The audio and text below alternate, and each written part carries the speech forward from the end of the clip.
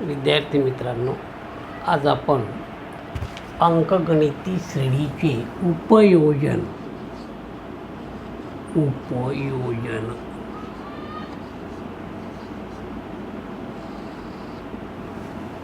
विचारात घेऊ. आता उपयोजन याचा वापर आपल्या व्यवहारी उदाहरणांमध्ये आपल्याला करायचा आहे. जसं तुमच्या पाठ्यपुस्तकात पान नंबर 73वर सोडवून दिलेलं उदाहरण आहे. नंबर 1, मिक्सर तयार करणाऱ्या एका कंपनीने 3ऱ्या वर्षी 600 मिक्सर तयार केले. 3ऱ्या वर्षी 600 मिक्सर तयार केले. 3ऱ्या वर्षी म्हणजे 3रं पद 600 आहे असा त्याचा अर्थ. आणि 7व्या वर्षी 700 मिक्सर तयार केले, म्हणजेच 7वं पद 700 आहे. दरवर्षी तयार होणाऱ्या मिक्सरच्या संख्येतील वाढ ठराविक असेल तर पुढील संख्या काढा. पहिला प्रश्न आहे, पहिल्या वर्षीचे उत्पादन किती असं म्हणणं आहे. दुसरा प्रश्न आहे 10व्या वर्षीचे उत्पादन किती. आणि तिसरा प्रश्न आहे पहिल्या 7 वर्षातील एकूण उत्पादन किती. आता पहिल्या वर्षीचे उत्पादन म्हणजे तुम्हाला काढावं लागते. आता T1 म्हणजेच A हा तुम्हाला शोधायचा आहे. याच्यामधून आता आपल्याजवळ समीकरणं तयार होतात. हे समीकरण तयार होईल A अधिक 2D बरोबर 600. नंबर 1, A plus n-1 into D is equal to Tn. मग त्याचा वापर करू आणि याच्यावरून तयार होईल A प्लस 6D बरोबर 7 असेल. या दोन समीकरणांना आपल्याला सोडवायचं आहे.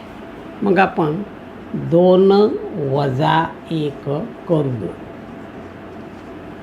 2 वजा 1. आता हे फार मोठं उदाहरण आहे, मी तसंच तोंडी स्वरूपात करतो. A वजा A कॅन्सल. 6 वजा 2 म्हणजे 4D. 700 वजा 600 बरोबर 100. म्हणून D बरोबर 25. 100 भागेला 4 25. म्हणजे उदाहरणात सांगितल्याप्रमाणे दरवर्षी उत्पादनाची जी प्रक्रिया होती ती सारखी होती. म्हणजे D स्थिर आहे, म्हणजेच ही अंकगणितीय श्रेणी आहे. आता या Dची किंमत यापैकी कोणातही ठेवू. 1 मध्ये ठेवू. पहिले 1 नंबर आम्ही आता मांडतो. 1 नंबर आहे A अधिक 2D बरोबर 600. याच्यात आम्ही हा D 25 ठेवतो. A अधिक 2 गुणेला 25 बरोबर 600. म्हणून A अधिक 25 दोन्ही 50 बरोबर 600. म्हणून A बरोबर 600 आणि हा वजा 50 म्हणजे 550. पहिलं पद 550 म्हणजे पहिल्या वर्षी तयार होणाऱ्या मिक्सरची संख्या 550 आहे. मला वाटते तो प्रश्न त्यांनी केला. पहिल्या वर्षीचे उत्पादन किती. पहिल्या वर्षीचे उत्पादन 550 मिक्सर. पहिल्या वर्षीचे उत्पादन 550 मिक्सर आहे. पहिल्या वर्षीचे उत्पादन. आणि दरवर्षी होणारी वाढ किती. 25ची दरवर्षी होणारी वाढ. आता याच्यात त्यांनी दुसरा प्रश्न केला की 10व्या वर्षीचे उत्पादन किती. म्हणजे 10वे पद शोधणे असं त्याचा अर्थ.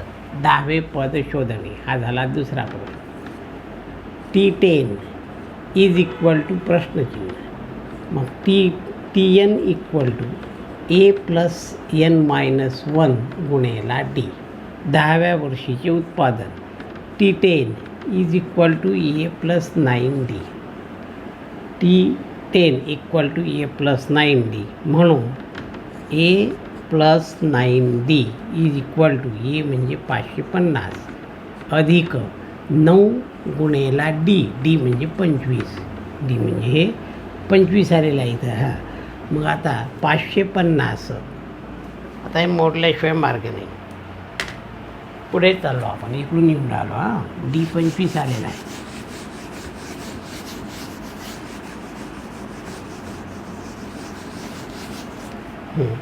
मग आता T10 इज इक्वल टू 550 अधिक 25 8 225 9 सव्वा 200 225. आता याची बेरीज 0 आणि 5 5, 2 आणि 5 7, 5 आणि 2 7. म्हणून 10व्या वर्षीचे उत्पादन, म्हणून 10व्या वर्षीचे उत्पादन बरोबर 775 मिक्सर आहे. हे 10व्या वर्षीचं उत्पादन झालं, 775 मिक्सर आहे किंवा होते. पहिल्या 7 वर्षातील एकूण उत्पादन किती? पहिल्या 7 वर्षातील एकूण उत्पादन म्हणजे काय? बेरीज. पहिल्या 7 वर्षातील एकूण उत्पादन S7 बरोबर किती? आता आपल्याजवळ पहिल्या वर्षीचं उत्पादन माहीत आहे 550. शेवटच्या वर्षीचं उत्पादन उदाहरण 7व्या वर्षीचं उत्पादन उदाहरणात दिलेलं आहे 700 आहे ना, उदाहरणात आहे 700. मग आता S7 काढायला काय टाईप आहे? SN is equal to N/2 गुणेला T1 अधिक TN. N/2 म्हणजे 7, S7 7 भागेला 2, T1 पहिल्या वर्षीचं उत्पादन 550 अधिक TN 7व्या वर्षीचं उत्पादन 700. प्रश्नातच दिलं होतं. 7व्या वर्षी 700 मिक्सर तयार केले. मग आता इज इक्वल टू 7/2 गुणेला 0,0,0,5 7 आणि 5 12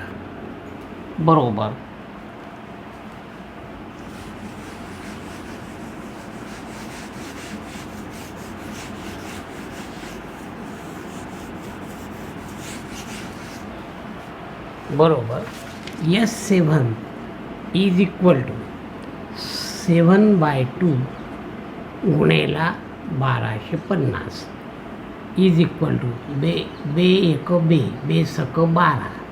बे 2 4 खाली उरला 1 आणि बे 5 10, बे 1 12, बे 2 4 खाली उरला 1, बे 5 10, 7 5 35 हातचे आले 3, 7 2 14, 14 आणि 3 17 आला 1, 6 7 42 आणि 1 43. म्हणून 7व्या वर्षी काय म्हणते तो? पहिल्या 7 वर्षातील एकूण उत्पादन. पहिल्या 7 वर्षातील पहिल्या